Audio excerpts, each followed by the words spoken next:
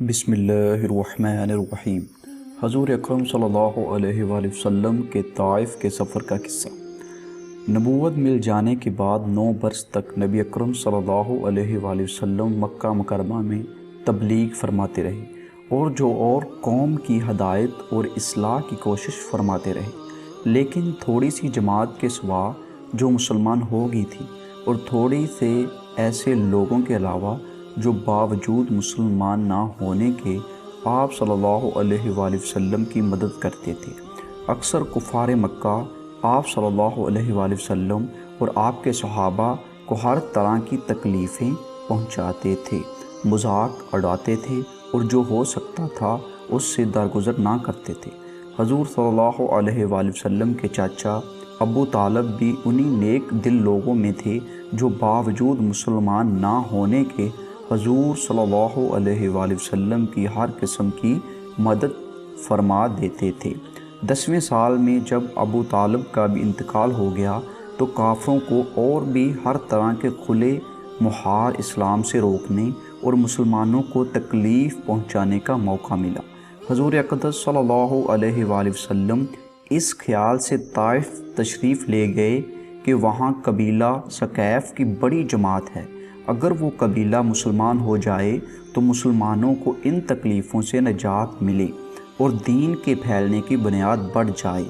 وہاں پہنچ کر قبیلہ کے 3 سرداروں سے جو بڑے درجے کے سمجھے جاتے تھے گفتگو فرمائی اور اللہ کے دین کی طرف بلایا اور اللہ کے رسول کی یعنی اپنی مدد کی طرف متوجہ کیا، مگر ان لوگوں نے بجائے اس کے کہ دین کی بات کو قبول کرتے یا کم سے کم عرب کی مشہور مہمان نوازی کے لحاظ سے ایک نووارد مہمان کی خاطر و مدارت کرتے، صاف جواب دے دیا اور نہایت بے رخی اور بد اخلاقی سے پیش آئے۔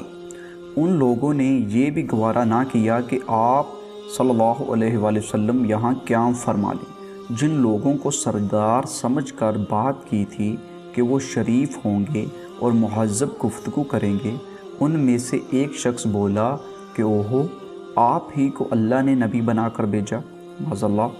دوسرا بولا کہ اللہ کو تمہارے سوا کوئی اور ملتا ہی نہیں تھا جس کو رسول بنا کر بھیجتے۔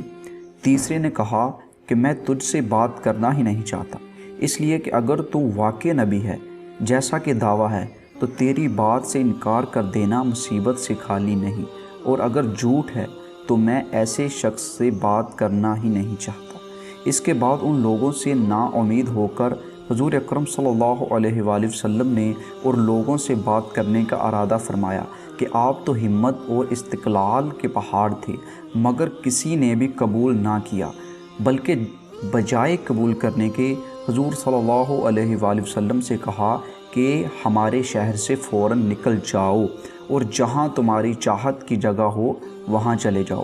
حضور اکرم صلی اللہ علیہ وآلہ وسلم جب ان سے بالکل مایوس ہو کر واپس ہونے لگے تو ان لوگوں نے شہر کے لڑکوں کو پیچھے لگا دیا کہ آپ صلی اللہ علیہ وآلہ وسلم کا مذاق اڑائیں، تالیاں پیٹیں، پتھر مارے، حتیٰ کہ آپ صلی اللہ علیہ وآلہ وسلم کے دونوں جوتے خون کے جاری ہونے سے رنگین ہو گئے۔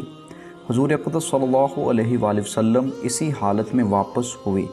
جب راستے میں ایک جگہ ان شریروں سے اطمینان ہوا تو حضور صلی اللہ علیہ وآلہ وسلم نے یہ دعا مانگی، اے اللہ، تجھی سے شکایت کرتا ہوں میں اپنی کمزوری اور بے کسی کی اور لوگوں میں ذلت اور رسوائی کی۔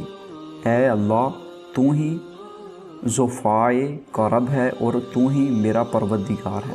تو مجھے کسی کے حوالے کرتا ہے، کسی اجنبی بیگانہ کے جو مجھے دیکھ کر ترش روح ہوتا ہے اور منہ چڑھاتا ہے، یا کسی دشمن کے جس کو تو نے مجھ پر قابو دے دیا۔ اے اللہ، اگر تو مجھ سے ناراض نہیں ہے تو مجھے کسی کی بھی پرواہ نہیں ہے، تیری حفاظت مجھے کافی ہے۔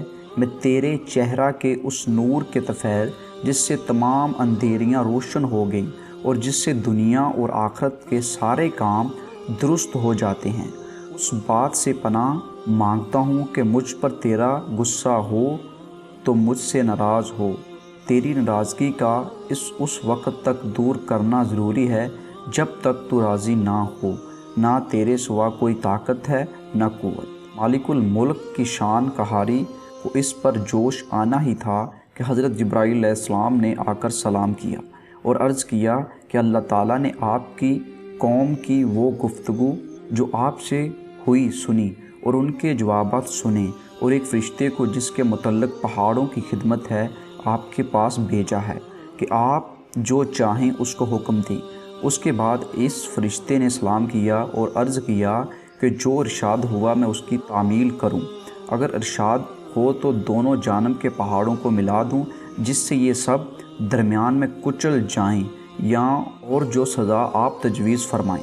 हुज़ूर सल्लल्लाहु अलैहि वसल्लम की रहीम व करीम ज़ात ने जवाब दिया कि मैं अल्लाह से इसकी उम्मीद रखता हूँ कि अगर ये मुसलमान नहीं हुए तो इनकी औलाद में से ऐसे लोग पैदा हों जो अल्लाह की इबादत करें। फ़ायदा ये है कि इखलाक उस करीम ज़ात के जिसके हम लोग नाम लेवा हैं कि हम ज़रा सी तकलीफ़ से, किसी के मामूली सी गाली देने से ऐसे भड़क जाते हैं कि फिर उम्र भर उसका बदला नहीं उतारते। जुल्म पर जुल्म उस पर करते रहते हैं और दावा करते हैं अपने मोहम्मदी होने का, नबी सल्लल्लाहु अलैहि वसल्लम के पैरों बनने का। नबी करीम सल्लल्लाहु अलैहि वसल्लम इतनी सख्त तकलीफ़ और मशक्क़त उठाने के बावजूद ना बद्दुआ फरमाते थे, ना कोई बदला लेते थे। सुबहान अल्लाह।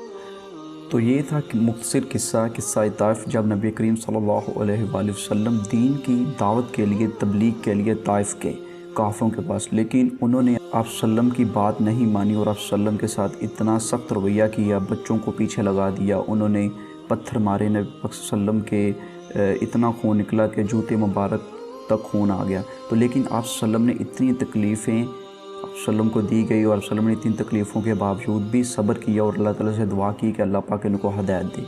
ठीक है, तो इसका सबक हमें ये मिलता है कि हम पर कोई छोटी सी अगर तकलीफ़ आती है तो हम नाशुक्री करते हैं। तो हमें चाहिए कि हम पर जो भी तकलीफ़ आए, जो भी परेशानी आए, तो उसमें हम सब्र करें और अल्लाह ताला से दुआ करें।